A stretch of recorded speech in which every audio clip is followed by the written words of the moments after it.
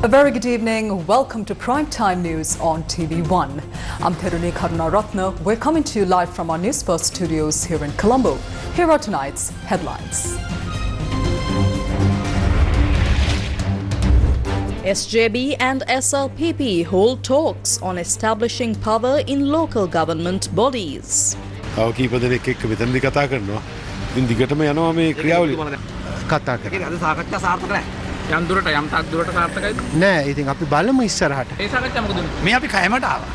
UNPSJB discussions scheduled for Monday. Station masters strike continues. Nightmare trains cancelled again. CEB proposes 18.3% hike in electricity tariffs. Moody's ratings downgrades United States ratings.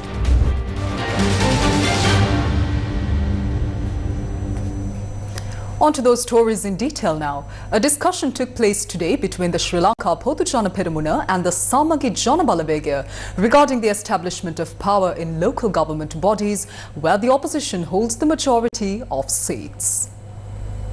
A discussion took place today between the Sri Lanka Podujana Peramuna and the Samagi Jana Balawegaya at a private hotel in Sri Jayawardhanapura Kotte, and it involved a group of representatives including the General Secretaries of both the SLPB and SJB.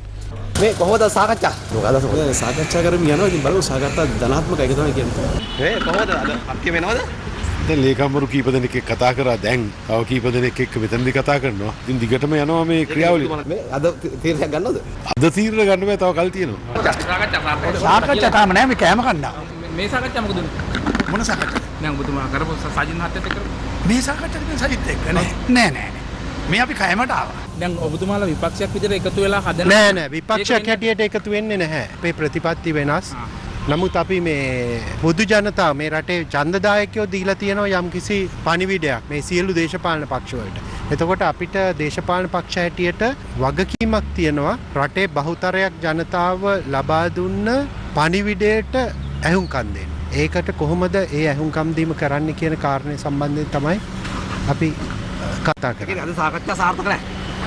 යම් තාක් දුරට සාර්ථකයිද? නෑ. ඉතින් අපි බලමු ඉස්සරහට. කොළඹ බලය ගන්න නම් සමගිය බහුතර තියෙන්නේ.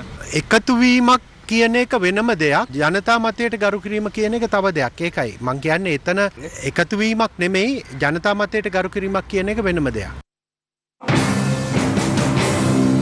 Before meeting with representatives of the Sri Lanka Podujana Peramuna, General Secretary of the Samagi Jana Balawegaya Ranjit Madhuma Bandara met with several party secretaries at the opposition leader's office in Colombo. අපි ලේකම්ලා සියල්ලත් එක්ක කතා කරනවා එක එක අවස්ථාවලදී. කියන්න ඕනේ නැහැ නේ සියලු පක්ෂත් එක්ක කතා කරනවා. දැන් ඔබතුමාලා මේ අද මොන ලේකම්වරුත් එක්ක සාකච්ඡා කරන්න කියලා පොඩ්ඩක් කියන්න. නෑ ඒව රහස්. දැන් ඇත්තටම පොදුවේ හදනවා. මොකද අපි සාකච්ඡා කඩකප්පල් කරන්න දා නිරාසර. කඩකප්පල් නෙමෙයි දැන් අපිට මේ හිතා ගන්න බැරුව ඉන්නේ කොහොමද මොකද්ද වෙන්නේ? හිතා ගන්න බැරුව තමයි බලේ ඉන්නේ අපි. Do you remember?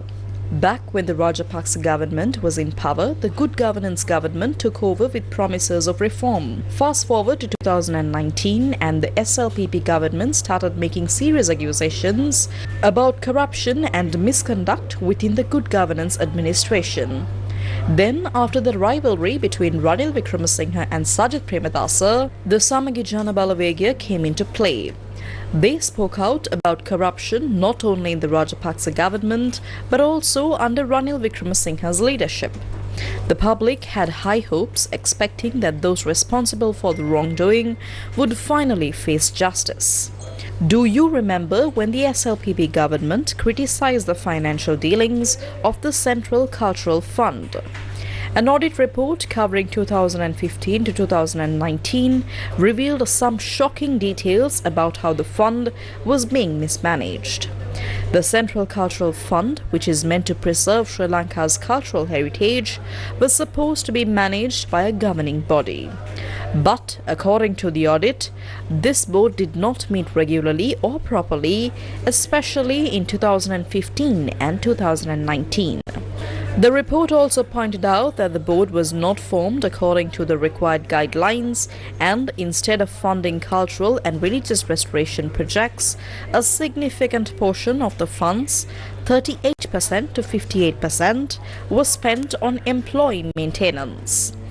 Even worse, only a small portion of the money was actually used to achieve the fund's main objectives. The audit also revealed that the board failed to establish a proper system for distributing funds for the restoration of cultural sites. Despite this, tourists visiting outlying cultural sites were still issued permits, and between 2016 and 2019, the funds earned a staggering 13.5 billion rupees from these permits. But when it came to selecting projects for funding, there were no clear criteria or guidelines on how to determine the value or the worthiness of the projects. This lack of transparency was highlighted in the audit. The audit also noted that there were limitations in the investigation process itself due to several factors. For example, in 2018, the financial statements that were supposed to be submitted for audit didn't even have the governing board's approval. Additionally, some ministers held positions on the board and several contracted officers were absent during the audit. So, the question is, how can the public trust these leaders to manage the country if they can't even properly handle funds meant to protect and preserve Sri Lanka's cultural heritage? Leader of the opposition and the Samagi Jana Balawegaya, Sajith Premadasa, expressed these views on a potential alliance with the SLPP back in 2022.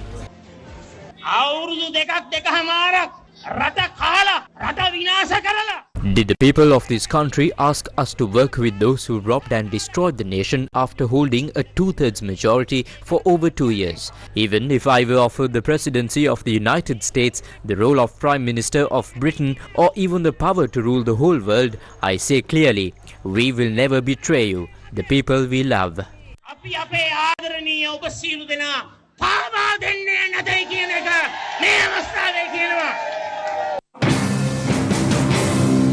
Member of Parliament of the Samagi Jana Balawegaya, Chaminda Vijayasiri, said that if the party wants to gain power, it must undergo reorganization. Samagi Jana Balawegaya The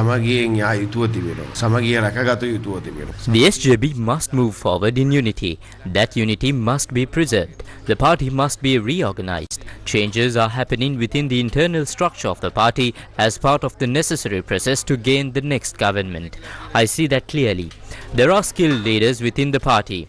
Not thieves, not corrupt individuals, not fraudsters, leaders capable of reviving the failing economy and providing solutions to economic challenges. These capable new leaders have emerged. That leadership, together with the current leadership, is working on how to steer the country towards economic and political success. This cannot be done individually or personally. These are new teams that need to come forward. Political humility must exist among the senior members of the party in order to bring these emerging teams to the forefront. We are not afraid because we owe nothing to anyone. We are not afraid. This must be done for social welfare, for the good of the country, for the well-being of party supporters and for the citizens. Chaminda Vijayasiri stands up on behalf of the Samagi Jana Balawegaya to contribute to the necessary political transformation.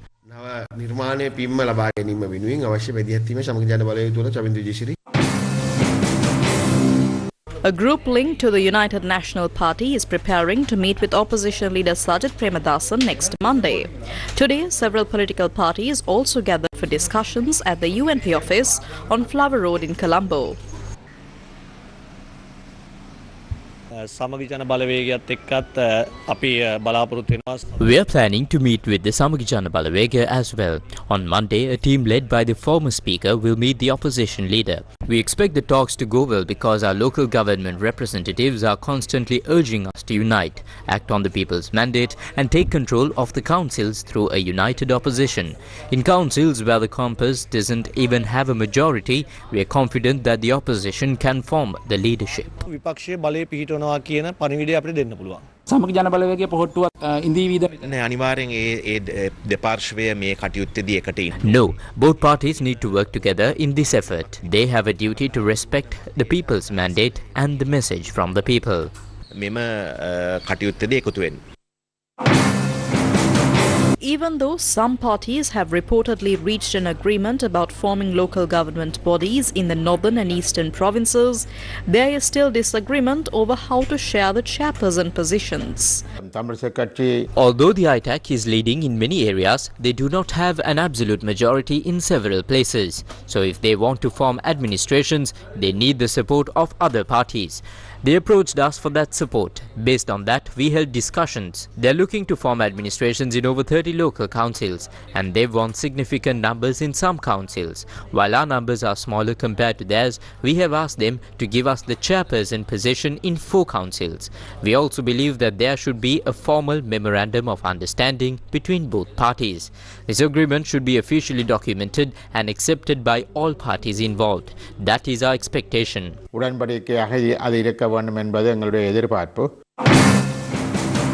The Lanka Sirasa Kachi said that it will review and make a decision regarding the Democratic Tamil National Alliance's request. The Democratic Tamil National Alliance during our meeting requested that they be given chairperson positions in a few councils. Since ITAC is in a strong position to form administrations in most councils, however, our party already has a clear decision in place regarding local government leadership. If we are to make any expectations to that decision, we would need to revisit it and make a new party decision. We have informed them of this. If their request goes against our common agreement or is an exception to our current policy, we will also need to discuss it with our local party organizers in those specific areas. That's why we told them we need time to review the matter and respond. We believe the discussions are moving forward in line with our common agreement, and we are hopeful that the process of forming the local government bodies will proceed smoothly. The All Ceylon Tamil Congress said that it is not willing to join forces with Tamil parties merely for the sake of political power. Yesterday, we held discussions with the Democratic Tamil National Alliance, emphasizing the importance of upholding the Tamil national stance.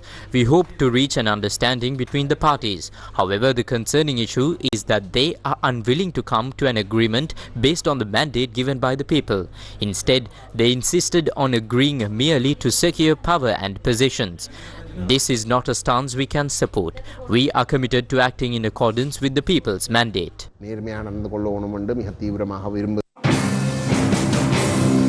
The Women for Freedom movement has raised questions about whether the public has genuinely granted a mandate for political parties that contested the election separately to now form a united front.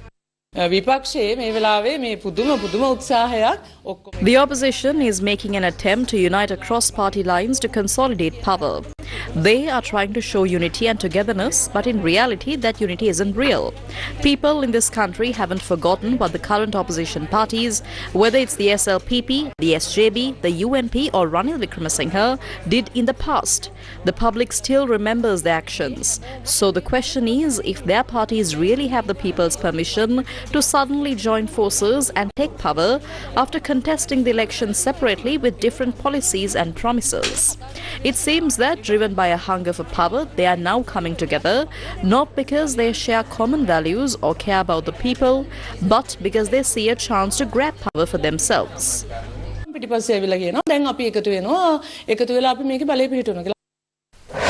Newsfirst with the people. The Railway Control Room announced that all night mail trains scheduled to operate today have been cancelled. The cancellation is a result of an island-wide strike launched by railway station masters. The station masters launched a 24-hour token strike at midnight yesterday, demanding solutions to several ongoing issues related to recruitments and promotions within the railway service. Except for few long-distance services departing from the Colombo Fort railway station, most trains were not operational today. Our Newsfirst correspondent said that ticket counters at the station were also closed today. අනේ මන් දන්නේ ඉතින් හැමදාම වර්ජන ඉවරාවක් නැහැනේ. ඒගොල්ලන්ට කොච්චර දුන්නත් මේක ඉවරෙකුත් නැහැ හැබැයි. වෙන කරන්න දෙයක් නැහැ මේ බදුල්ල බස් එකේ ගියන්න තමයි බලාපොරොත්තු වෙන්නේ. මිනිස්සු අතරමං වෙනවනේ. අපි කවුරුත් දන්නේ නැහැ. අපිට කලින් දැනුම් දීමකුත් නැහැ. ඉතින් අපි මේ දැන් ඔක්කොම මේ ෆැමිලි එකම ඇවිල්ලා අතරමං වෙලා ඉන්නේ. Passengers who arrived at the Kandy railway station also experienced major inconvenience due to the strike. දැන් අපි කවුරු මේ බලාපොරොත්තු ඉන්නව දැන් හරි දාන් හරි. ඒ වගේ මොකක් කිසිම මිනිස්සු අමාරුද මේ වන්නේ මේ කරන්නේ. කොළඹ යන්න අපි ඉන්නේ. අපි දැන් ඇවිල්ලා පැය දෙකක් විතර එනවා මේ මිනිස්සු බෝඩ් එකක්වත් දාන්නේ නැහැ. ස්ට්‍රයික් නම් අඩුම ගානේ මිනිස්සුන්ට තේරෙන්න බෝඩ් එකක්වත් දාන්න බෑ. ලිගමට යන්න දෙන්නේ ඉතින් තවම නැහැ. කෝච්චියක් වැඩ කරන්නේ නැහැ ඉතින්. දවසම රත්යද වෙන්න එනවා. At the Kalathura South railway station, ticket counters were also closed due to the ongoing strike by station masters.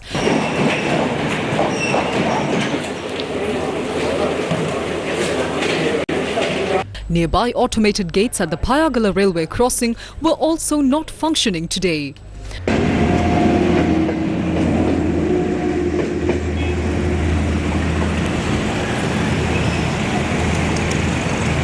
The Hatton railway station was also closed today. Deputy General Manager of Railways N.J. Indipula stated that despite the strike, 52 train services operated this morning. However, 10 long-distance trains, including those to Jaffna, Badulla and Batiklo, were cancelled. He said that typically between 60 and 70 trains run on a Saturday morning, but today's services were significantly limited. Due to the strike by station masters, we were forced to cancel long-distance train services. The railway department can only remotely control the signal system between Veyangoda, Negambo and Gaul. We can manage this area from Maradana, but for trains beyond these zones, station masters are required to manually handle the signals. That's why long-distance trains have been temporarily suspended until the situation normalizes. This is what the chairman of the Railway Station Masters Association, Sumedha Somaratna, had to say. Our strike is currently being carried out successfully. Last night, the department cancelled night mail trains before midnight, causing inconvenience to the public. However, we regret any inconvenience caused to passengers due to our action. What triggered the strike? With the approval of the Secretary to the Ministry of Transport, the recruitment procedures sent to the Public Service Commission has been arbitrarily altered by the Director General of the institution. That's the root issue. There's been a constant delay in resolving this matter. Deputy Minister of Transport and Highways Dr. Prasanna Gunasena visited the Kandy railway station today and shared his views on the strike. If you look at the station master's accusations, they are 100% correct. The railway administration is completely at fault. I recall that on the 22nd of January, cabinet approval was granted to recruit 909 new staff members to fill the vacancies in the railway department. But as of today, not even one person has been recruited. It clearly shows that the administration is inefficient. Still, while supporting professional rights, we cannot accept actions that burden the public. We will never provide a single cent in support of professional struggles that inconveniences citizens. However, we stand for professional rights. This matter should be resolved through dialogue. The administration must take responsibility for this situation. Minister Bimal Ratnayaka himself recently said that the government can no longer cover for non-performing officials. We've protected them for too long. But now it's time to hold them accountable. The President has also made that clear. These inefficient officers are now gradually being removed. What we are seeing is just the delay in taking proper action.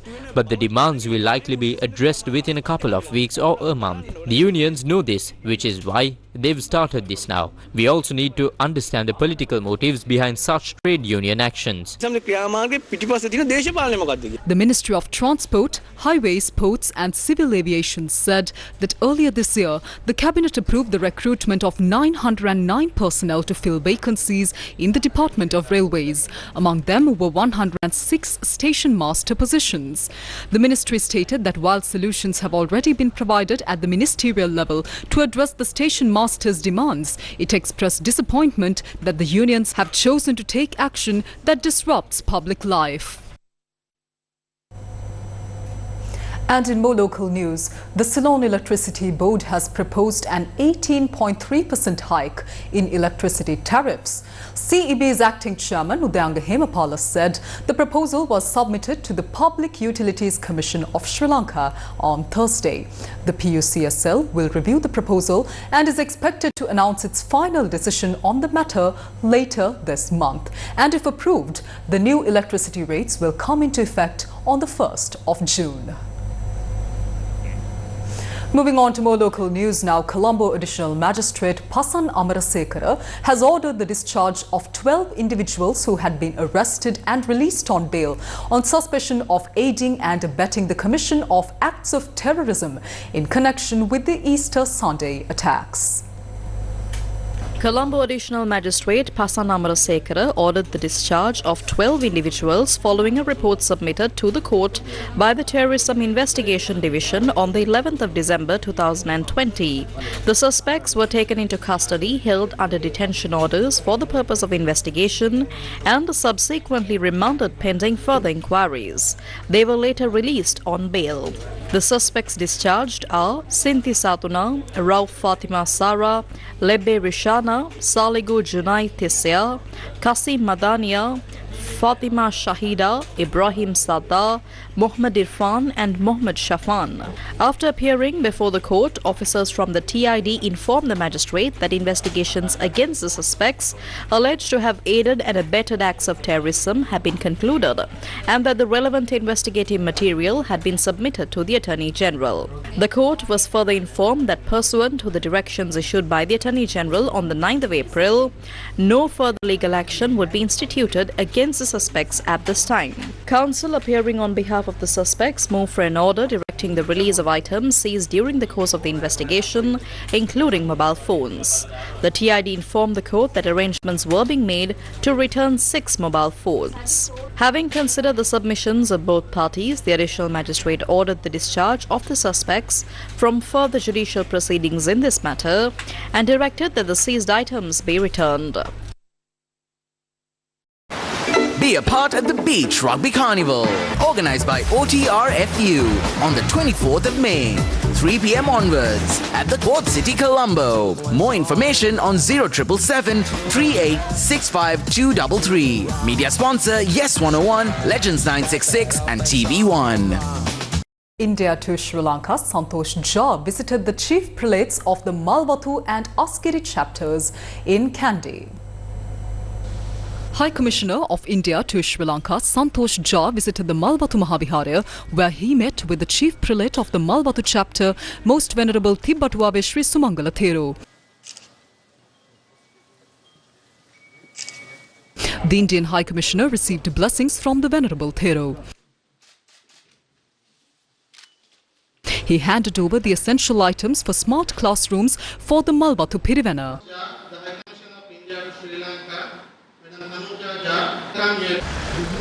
High Commissioner Santosh Jha also visited the Askeri Mahavihara, where he met with the chief prelate of the Askeri chapter, Most Venerable Barakagoda Sri Jnanaratana Thero, and received his blessings. During the visit, equipment for the classrooms at the Askeri Pirivana were also handed over.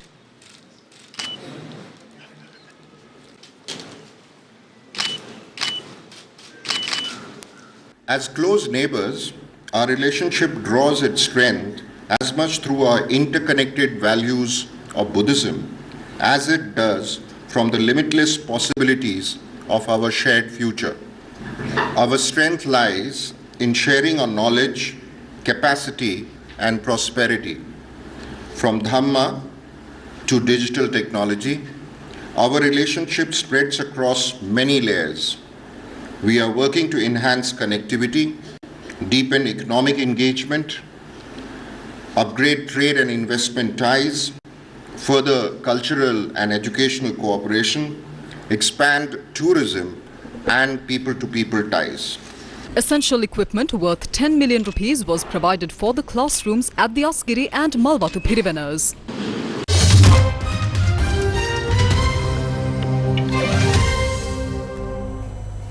On to news overseas now. The United States has lost its last perfect credit rating as influential ratings firm Moody's expressed concern over the government's ability to pay back its debt.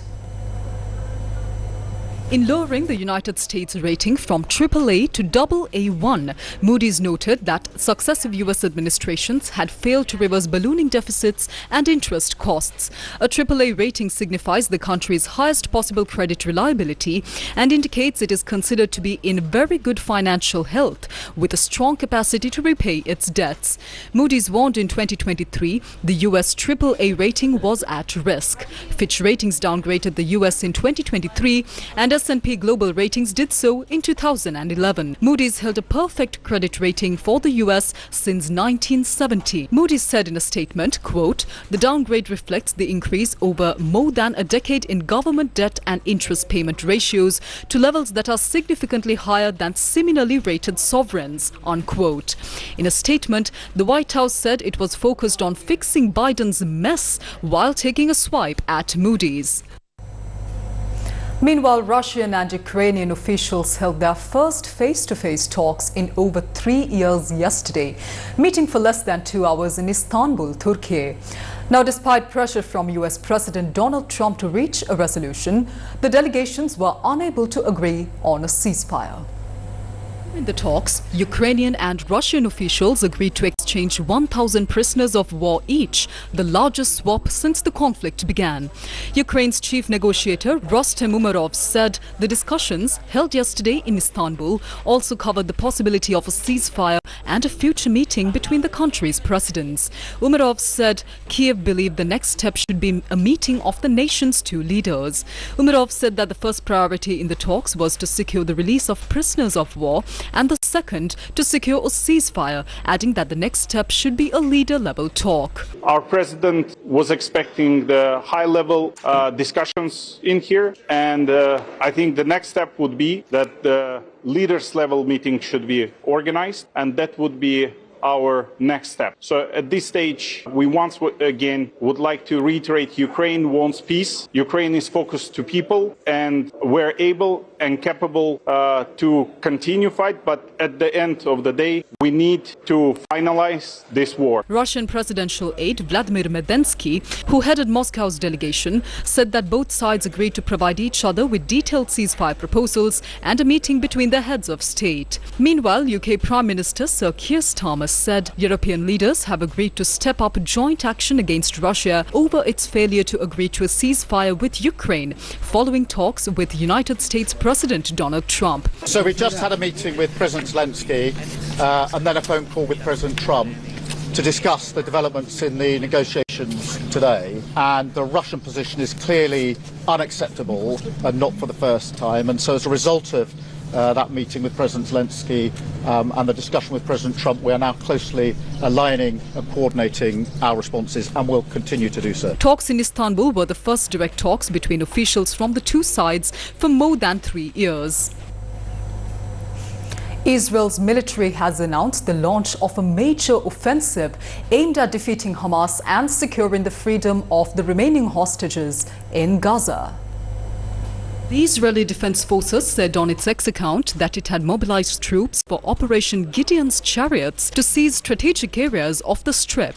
Hamas-run civil defense and health ministry officials say Israeli attacks have killed around 250 people since Thursday. Israel imposed an aid blockade on the Strip in March after the breakdown of a 2-month ceasefire. The Israeli military said it would not stop operating, quote-unquote, until Hamas is no longer a threat and all our hostages are home, and had struck over 150 terror targets throughout the Gaza Strip in 24 hours.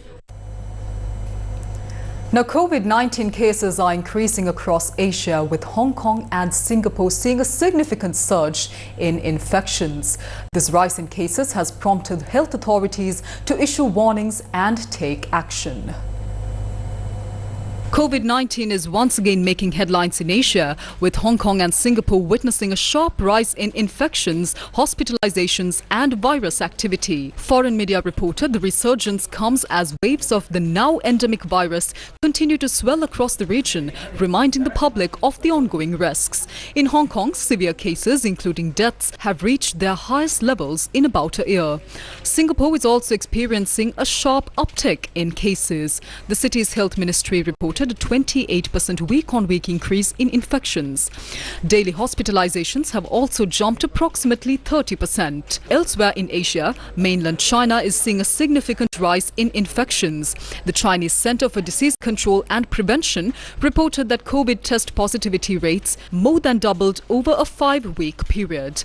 Thailand is also grappling with an uptick in cases, particularly after the Songkran festival in April. The country's Department of Disease Control has identified 2 cluster outbreaks this year.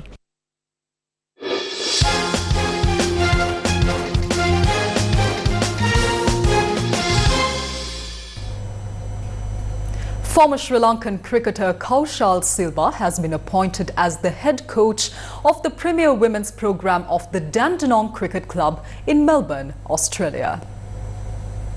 The Dandenong Cricket Club officially announced that former Sri Lankan cricketer Kaushal Silva has been named the head coach of the Premier Women's Programme of the club. Kaushal was an opening batsman who represented Sri Lanka in 39 Test matches, compiling 3 centuries including one in 2016 that set up a famous victory against Australia. He is no stranger to the club, having previously played for Dandenong during his career. The Inter-Schools Rugby Knockouts 2025 President's Trophy Final will get underway tomorrow. The 2 teams vying for the title at the Inter-Schools Rugby Knockouts 2025 final are Isipathana College, Colombo and Trinity College, Kandy.